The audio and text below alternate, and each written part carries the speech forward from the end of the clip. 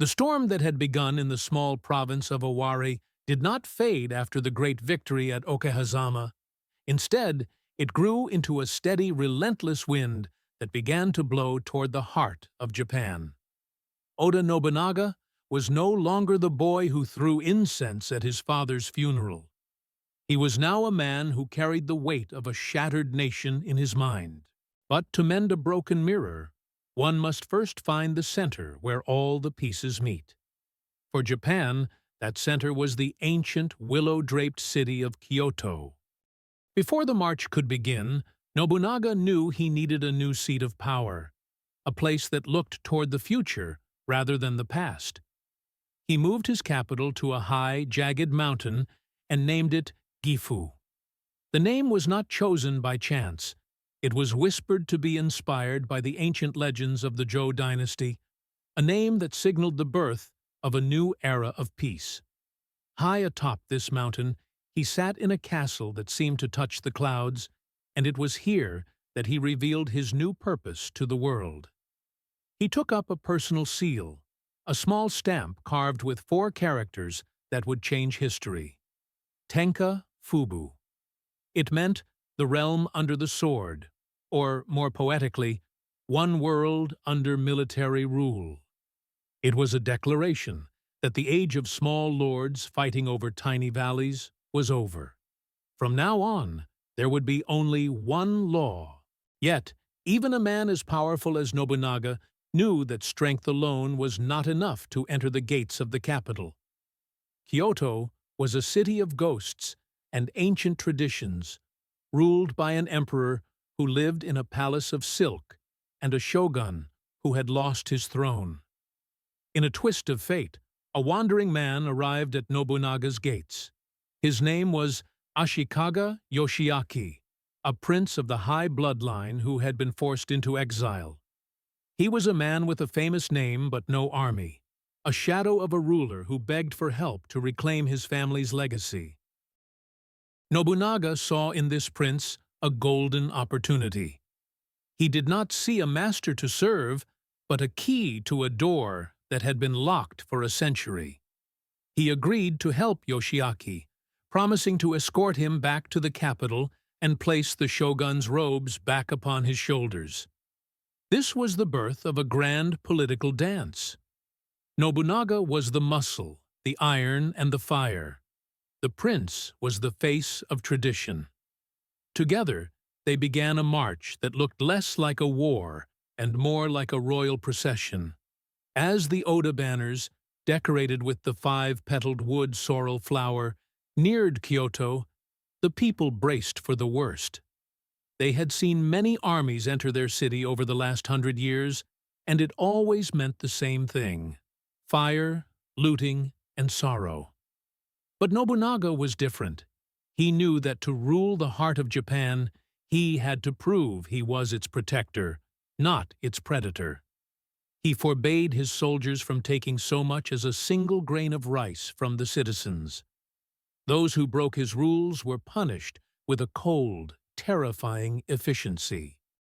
When he finally entered the city in the autumn of 1568, the people of Kyoto watched from their wooden balconies in stunned silence.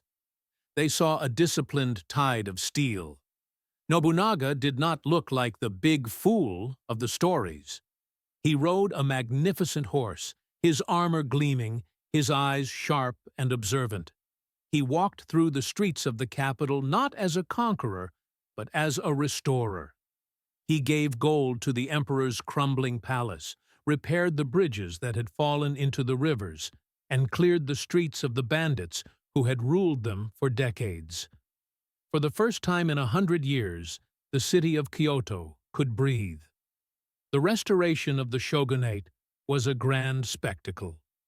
Yoshiaki was placed upon the throne, and for a brief moment, it seemed as if the sun had finally risen over a peaceful land. Nobunaga was offered high titles and ancient honors for his service, but in a move that shocked the court, he turned them all down. He did not want a title that was just a piece of paper. He wanted the power to act. He preferred to stay in the background, a shadow behind the throne, watching how the world reacted to his presence. In this new golden age in Kyoto, Nobunaga's curiosity flourished. He was fascinated by the southern barbarians, the Portuguese traders and missionaries who had brought strange maps, ticking clocks, and the smell of foreign spices. While other lords feared these outsiders, Nobunaga invited them to his table. He tasted their wine, studied their globes, and listened to stories of lands across the sea that were round like an orange. He began to dress in velvet capes and drink from glass goblets, blending the ancient soul of Japan with the technology of a wider world. He encouraged the tea ceremony, turning the simple act of drinking tea into a high art of diplomacy, where the most powerful men in the country would sit in a small, quiet room and speak of peace, while the world outside waited for their command. But beneath this veneer of gold and silk, the daggers were being sharpened. The puppet shogun, Yoshiaki, was not a man who enjoyed being a puppet. He looked at Nobunaga and saw a man who had stolen his glory. He began to realize that while he wore the crown, it was Nobunaga who held the keys to the armory. The shogun began to feel like a prisoner in his own palace, surrounded by protectors who never let him move without their permission. Secretly, in the dead of night, the shogun began to write letters. His brushes moved quickly over thin scrolls, ink staining the paper with words of betrayal. He sent these letters to every corner of the country, to the powerful clans in the north, to the fierce warriors in the west, and most dangerously, to the great temples that commanded thousands of fanatical soldiers. His message was simple. Oda Nobunaga is a cancer. He is a threat to our traditions and our gods. Surround him. Destroy him. Save the shogunate. Unbeknownst to the world, a great ring of fire was being built around Nobunaga. The very men he had helped, the very lords who had bowed to him in Kyoto, were now forming a secret alliance to trap him. They planned to wait until he was far from home, deep in enemy territory, before closing the circle and crushing him once and for all. Nobunaga, however, was a man who lived with one eye open even in sleep. He began to notice the small things, a messenger who arrived too late, a lord who smiled a bit too brightly, a silence in the court that felt heavy and cold. He realized that the city of Kyoto, with all its beauty and its gold, was a nest of vipers. He had entered the capital as a hero, but he was slowly discovering that in the game of power, the more people you help, the more people there are who want to see you fall. The peace was a thin sheet of ice over a deep, dark lake. Nobunaga continued to host his tea ceremonies and visit the emperor, but his mind was already back on the battlefield. He began to prepare his fire sticks, his matchlock guns, and his most loyal generals. He knew that the grand entrance into Kyoto was only the beginning of a much longer, much more violent story. The world had seen his light, his brilliance, and his vision for a unified Japan. Now, they were about to see his shadow. As the year turned and the first whispers of the great betrayal reached his ears, Nobunaga did not panic. He stood on the balcony of his residence in Kyoto, looking out over the city he had saved. The lights of the capital flickered below him, peaceful and bright. He knew that soon those lights would be replaced by the glow of campfires and the sparks of clashing steel.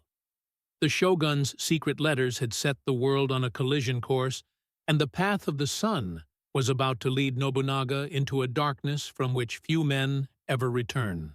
He turned away from the view, his velvet cape swirling behind him like a cloud of smoke. The dance of politics was over. The time of the Demon King was drawing near. Don't miss the coming storm. Subscribe and hit the bell to stay on the path. Give this video a like if you're ready for the rise of the Demon King. You're watching Shadow Forged Steel. I'll see you in the next one.